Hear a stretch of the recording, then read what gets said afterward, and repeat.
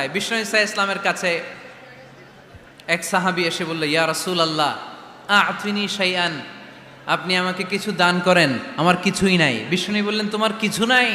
সাহাবী বললেন, ইয়া রাসূলুল্লাহ ঘরে আমার শুধু দুইটি জিনিস আছে। কয়টা? চিল্লায় বলেন, কয়টা? এক হচ্ছে একটা জামা, দুই হচ্ছে পানি খাওয়ার একটা জগ। বিষ্ণু বললেন, এই দুইটাই নিয়ে আস। বিশ্বনবীর কথা শুনে ওই সাহাবী ঘর থেকে জামা নিয়ে আসলেন, পানি খাওয়ার জগ নিয়ে আসলেন। বিশ্বনবী সাল্লাল্লাহু আলাইহি ওয়াসাল্লাম ওনার মোবারক হাত দিয়ে এক হাতে জামা ধরে আরেক হাতে পানির জগটা ধরে সাহাবীদের দিকে উদ্দেশ্য করে বললেন, মাইয়াশতারি হাদাইন, এই দুইটা জিনিস কেনার মতো কে কে আছে দেখি। কয়েকজন হাত তুলল। বিশ্বনবী বললেন, কত দিয়ে কিনবা?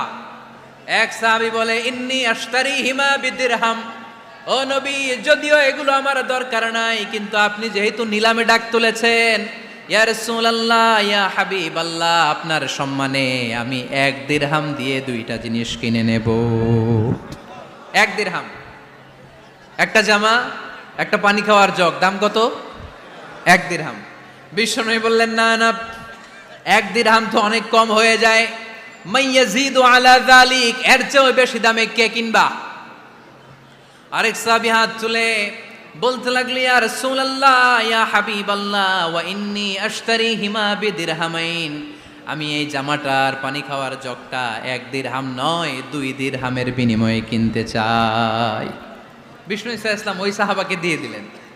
দিয়ে 2 দিরহাম নিয়ে যে লোকটা ভিক্ষা করতে এসেছিল তার হাতে 2 দিরহাম দিয়ে বললেন, যাও 1 দিরহাম দিয়ে ঘরে খাবার কিনে দিয়ে আসো, আরেক দিরহাম দিয়ে একটা কুঠার কিনে নিয়ে আসো।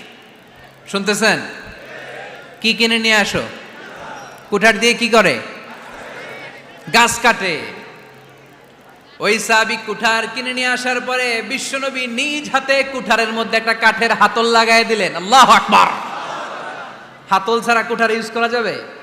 বিশ্বনবী নিজ হাতে ওই কুঠারের ভেতরে একটা হাতল লাগাই দিলেন আর বললেন, লা উরিদু আন আরাকা 15 আইয়াম, এই কুঠার নিয়ে জঙ্গলে যাও, গায়ে অনেক শক্তি আছে, কাঠ কাটো, এই কাঠ কেটে বাজারে বিক্রি করো, সামনের 15 দিন যেন আমি আমার চোখের সামনে তোমার না দেখি।